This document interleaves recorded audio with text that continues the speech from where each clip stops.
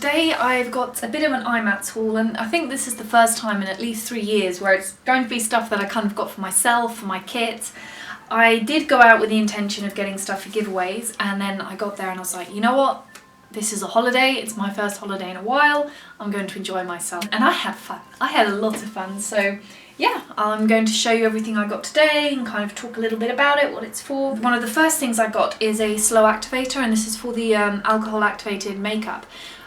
It's really good because, especially if you're doing things underwater or if you're doing something like tattoos, you need this to activate the palette. It's a slow activator, so it gives me a bit more time to work on things before I have to move on. One of the second things I got is from a new brand, and this one I'm pretty sure that they're a Korean brand. It's called Kaelin, and the one I got here, this is a cleanser. Now, when I talked to them at IMATS, I asked explicitly, are you cruelty free? Do you do third-party testing? And they said, no, I will still need to check this before I do a review. And this is what the cleanser looked like. It smells divine. So hopefully I'll have a review on this in a few months. And from the same brand, I got this. I've already opened the back, and it's a BB cream. And it's exactly my shade. So I was like, yes, finally. And this one is a BB... that's what I'm looking for. It's kind of like a compact, but what happens is that you press this and the BB cream is kind of pumped out from underneath. Now, I have had time to try it since, and I do like the BB cream. I don't like the packaging. It's a very clever idea, but the thing that annoys me, and what I also know is going to happen, is the further down you get in the product, the harder it is going to be to squeeze this out. But I've kind of preferred if it had been done in the kind of traditional BB packaging, like this one, for example, that I have. It's just a lot more practical because you're going to get most of the product in there, but in this, I don't think I'm going to be able to. From what I remember, it was kind of mid-range price, so reasonable, but I need to try it out a bit more before I do a thorough review on it. The next thing I got, and this one was quite interesting, I also got 2 small little tester pots with this, and this is called Hawaiian Moon Aloe, and it's a cream, and it's got a whole load of oils. If I read the back, it's going to be extensive, but it's just oil after natural oil after natural oil, and I got to try it out on my hand. They had a bottle and they're like, try it out, and I tested it out on my hand. I was like, wow, this is good, and it smells lovely. It's not the most elegant of packaging, but I don't really care. It was pretty good price from what I remember. When I do the review on this, then I'll mention how much it was. And yeah, but again, cruelty free, not tested on animals. They're made somewhere in the States, but anyway, that's one that I got, and so far I'm loving it. This is something I got for my kit. Normally I avoid palettes like this, but what I liked about this is it had such a good colour selection. Sometimes with these palettes, they don't have enough of the different kind of undertones for you to be able to mix and match everything efficiently, and there have been a few times where I've gone on a shoot, and especially with someone that I've worked with previously, and I'm like, okay, I have their skin tone, and then it turns out they've gone to South Africa the week beforehand, and now they're like 4 shades darker, and I'm like, oops, we have a problem. Anyway, I wanted to get this palette, and the good thing about them, I asked about this company again. Most of the things that I'm showing you today are cruelty free, and they're not, you know, no third party testing. You guys know I'm big on that. So yeah, this is the other palette I got. I don't normally get palettes like this because they don't tend to have a good selection where you can mix all the different undertones, and also they don't tend to have good tones for anyone who's got a darker skin tone, but this one covered everything. At the very least I can mix, and I have got quite a few good foundations that I really like for anyone with a darker skin tone, and it's silicone based, so it looks a lot more natural. The next 2 things was the I don't know if you can see it, but it's like a kind of sparkle, what's the word I'm looking for? It's a bit like a dazzle dust, but I really like these kind of loose pigment. So I wanted to test it out, and I'll just open the packaging so you can see it. One thing I'm not terribly fond of with Naked is they do tend to give very small amounts of product, and as far I think they're a little bit overpriced. I mean, that is not a ton of product. I don't know how well you can see it. It also came with a few more products. There was this, which is a nail varnish for mixing your makeup with the nail varnish so that you can make a nail varnish colour out of it. And that is very cool. I'll be very interested to see how it compares to just a normal clear nail varnish. I have done that in the past, and sometimes any pigments that you mixed with it tended to clump, so I'll be interested to see if this is formulated differently, though I suspect it isn't, and it might be a bit of a gimmick, but we will see. And the next one was, I think this was a clear eye makeup base, and the other one was a lip base, and again they can be mixed with the Naked pigments. I don't know how many of you know of Naked cosmetics, but they're kind of, they avoid as many chemicals as possible. Obviously they're cruelty free. I think the majority of them are vegan as well. It could be that they're completely vegan, I'm not sure, so don't quote me on that. But those are the things that I tried out from Naked Cosmetics. On the topic of kind of cruelty free and vegan and all that stuff, it's an OCC lip tart in the colour Lydia, and it's a beautiful, it's just, this is one of my favourite colours, especially for a very natural look. Normally what I do, if there's makeup that I kind of wear consistently, I have these colours which are my favourite, and I don't tend to stray out of that. I have a very small little makeup kit, it is really quite tiny. And these are one of the colours that I really like to use a lot, so I got one which is just for myself, but this is one for my kit, because the one that I keep for myself at the moment, I've probably got it with my makeup kit in my room or something and I've lost it, but that's another colour that I got. It is my favourite. There's two colours from OCC that I just adore and I consistently use. This one in Lydia, and I think the other one's called Strumpet, and it's a little bit more of a kind of, if I remember correctly, it's a fuchsia colour, but I've used that one a lot. So this was another colour that I got at IMATS. One thing I got, and I'll be very interested to see how this works out, because I have used Duo in the past and it gave me quite a bad reaction. So I got this one to test out. I'll be interested to see how it works. We'll see. I'm kind of hoping, I'm crossing my fingers on this one, see how it goes, but this was another one that I got. Also from the brand Caitlin there's two different things. There were two different lip colours. There's this one which is the Extreme matte tint, and then there's this one which is a lip stain. This one is very interesting because it kind of goes onto your lips a bit like some of those peel off face masks, and then it stains your lips quite well actually. It is very fiddly to put on. It's kind of better if you put it on the back of your hands and then apply it with like the end of a lip brush or something like that. It's not very good using an actual brush to apply this because it gets stuck in the fibres, and also when it dries I'm a bit worried it might wreck the brushes, but we'll see how that one works out. It's an interesting product, so the blog post should be fun. And then there's this one which I tried out, which was the Extreme Lip Tint, and it is in the most beautiful dark burgundy colour. I have a thing for burgundy. It's one of those colours that I just consistently come back to. I just look at that colour, it's so gorgeous. And if anyone's following Angie Starling's Instagram, I think there's a picture of both of us on that, and I'm wearing this. And it's such a beautiful colour. I love it, it's so pretty. So the review for that one, I'm pretty sure I know how this one's going to go. It was very long lasting, and I was eating food, I was having drinks, and it lasted extremely well. So this is a product that I'm already pretty in love with. Oh yeah, this one, actually there were a few things that Angie Starling gave me that she wasn't going to use, or she already had some in her kit. I haven't tried them out apart from this one, which is the Invisible Matte Plus, and it's a primer, and I've tried it already so far and I like it. I need to do a bit more testing out, also on other people as well. I've got a few shoots actually in the next few weeks that I intend to test this out on. And on the topic of primers, another one she gave me was the Ultra Underbase with SPF 15, also from Krylon. I haven't tried it out on myself or anyone else. It smells pretty good. I'm always a bit worried with theatrical makeup brands like Krylon, Graftobian, because their products tend to be amazing, but at least on the kind of smell side, they aren't scented at all, and sometimes the natural scent is a bit nasty, or else they're very scented and they're just a bit of a punch to the nose. But this one smells really nice, and it doesn't smell like anything that would... I haven't had a chance to have a look at the ingredients. It does have fragrance in it, and sometimes that can mess with people, but at least for me it wasn't a very obnoxious or an overbearing smell, so I'll be interested to try this one out on myself and other people. And we're going to be filming the Milani music video in a week or two, and I'll probably be using one of those on the model. It will actually probably be this one because we're going to be filming outside, and she has incredibly fair skin, so the model that we're working on. And then another thing I got, and this is something that I'm kicking myself for not picking up at IMATS, because they have some of the most beautiful eye glitters. And we all know I have a bit of a thing for glitter, but that is the lip kit, and it's, from what I remember about them, because I was very tempted to get some of their stuff last year, and it's a kind of a glue, I guess, for glitter eyeshadows, but the base is sugar.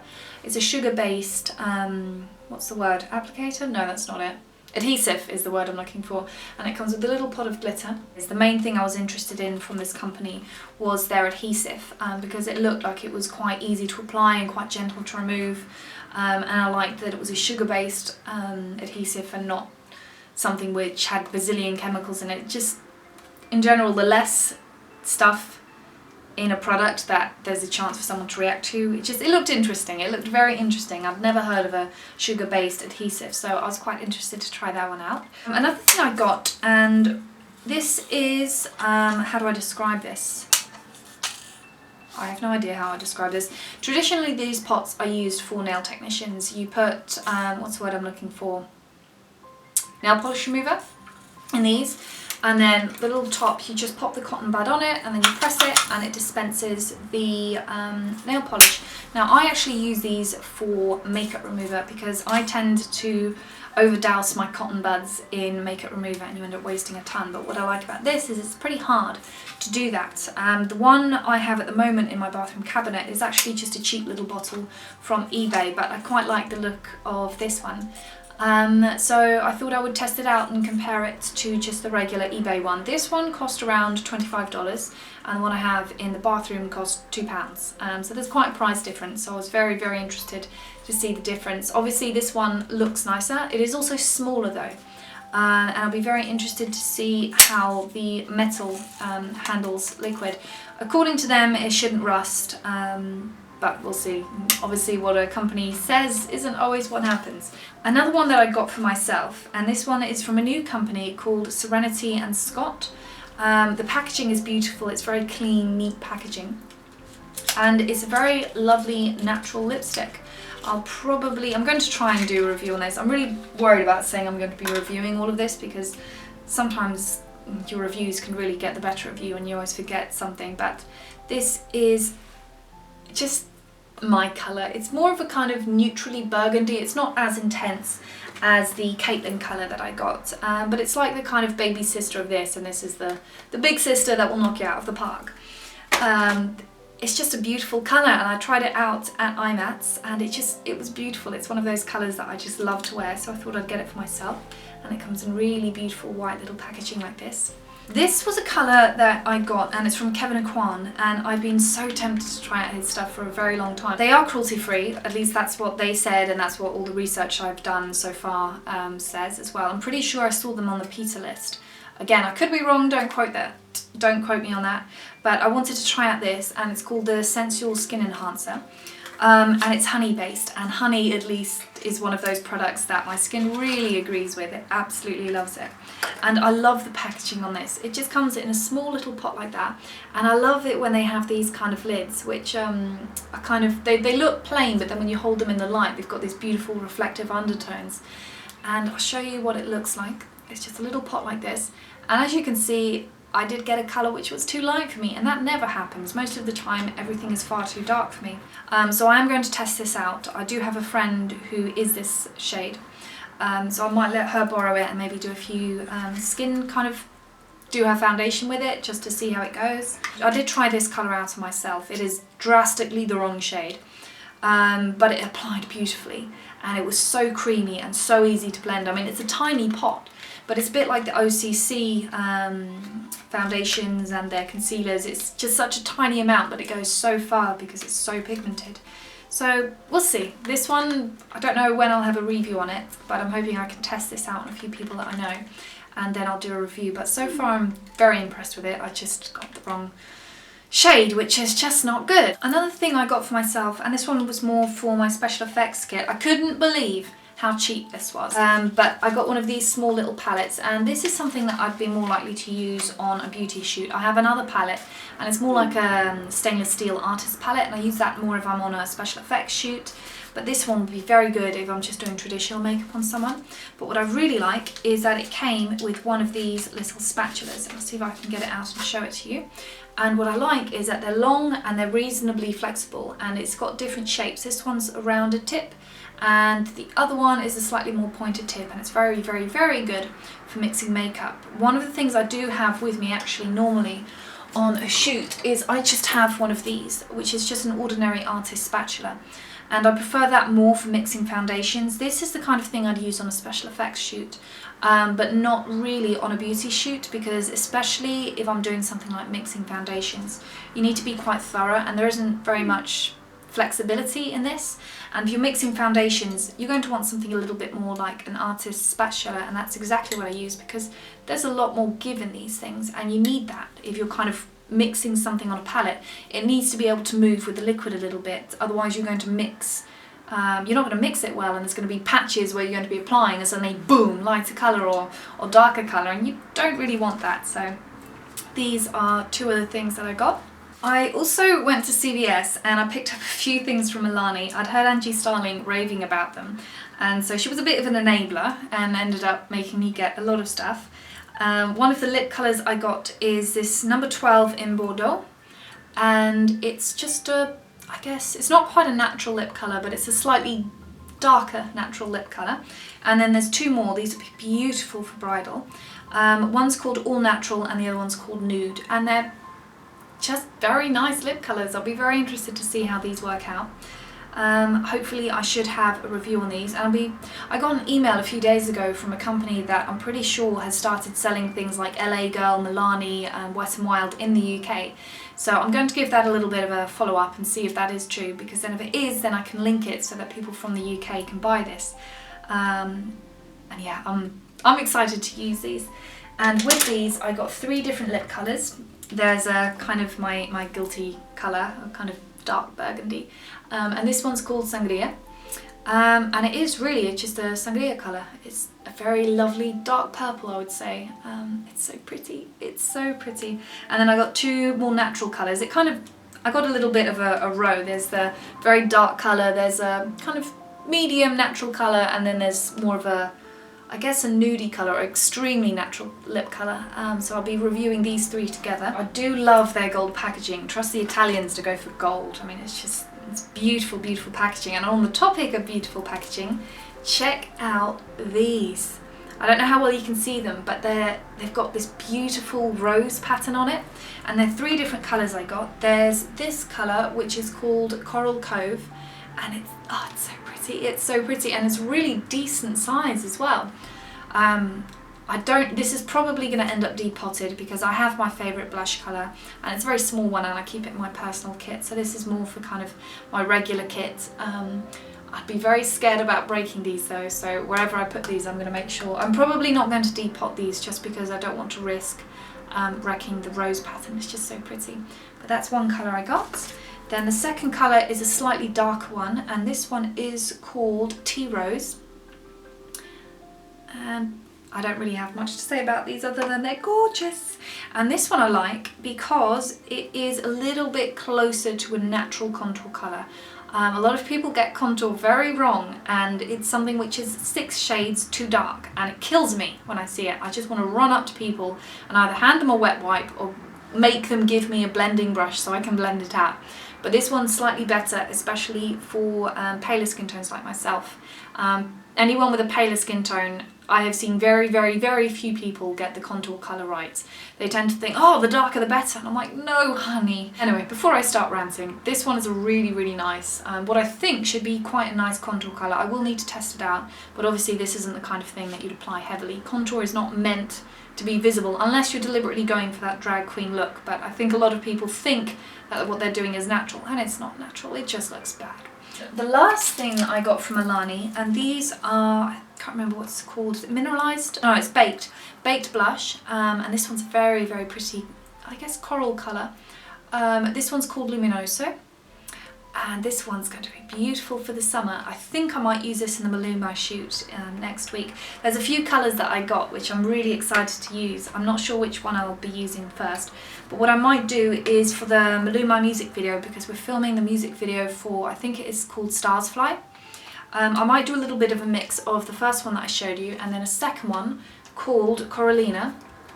I'm not sure, it all depends on kind of how the test goes. And then the last colour I got from them was called Dulce Pink, and it's just a lovely pink baked blush, and I haven't used baked blush in so long. So I'm excited to use these. So those are the last 3 colours that I got from Milani.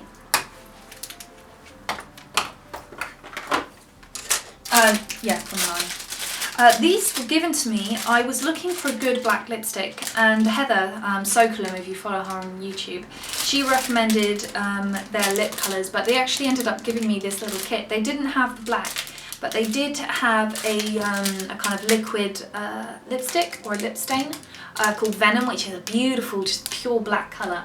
And then there was a dark purple and a dark green. So I haven't gotten these out of the packaging yet, as you can see. But there's a few videos I might use that in, especially with the dark green. So we'll see how that turns out.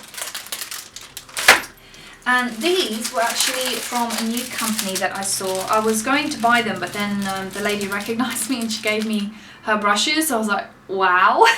So I was very excited about that. And what I liked about them is I was walking by and just out of the corner of my eye I saw what looked like an art brush. I was like, ooh, what's this?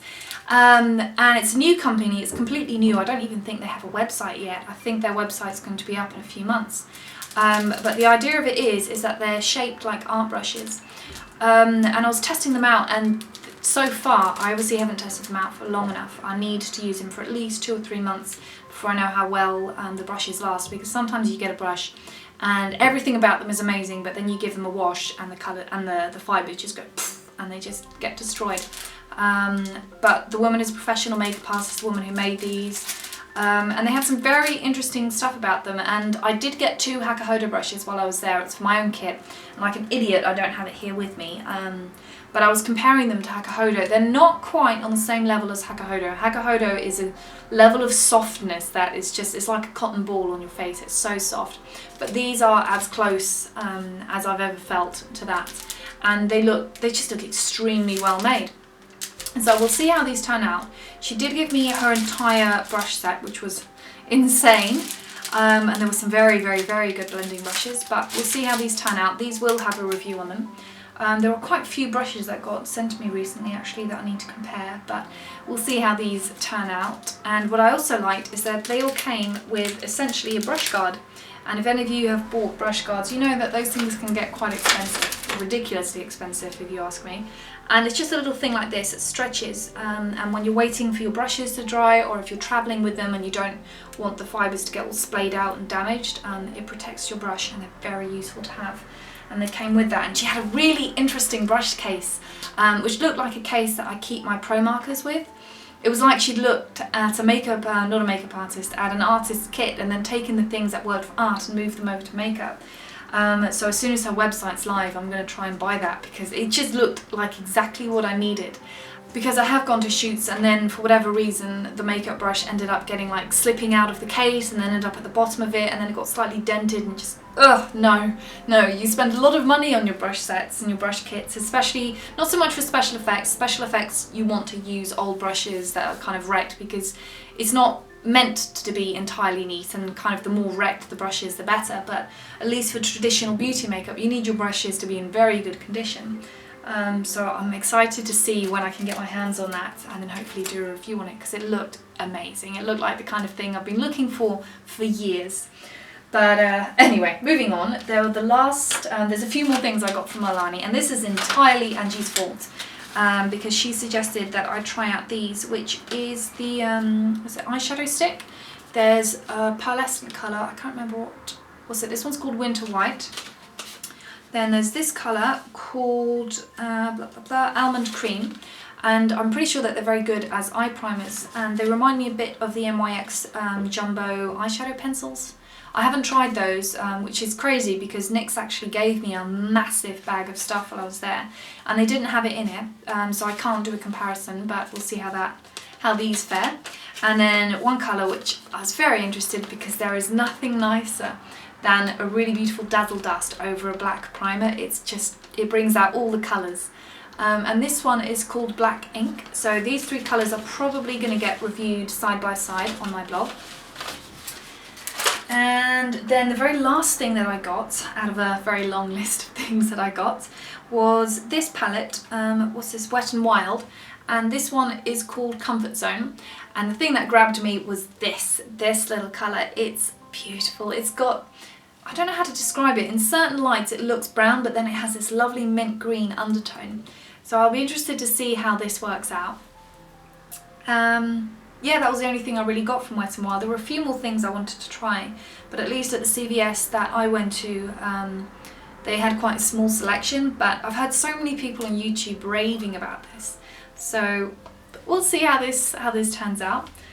But anyway, that is all the stuff that I got from IMATS New York. I had an amazing time. It was so fun. And then the minute I got back in England, I was like, I miss everyone I met. I met so many YouTubers that I'd known for years.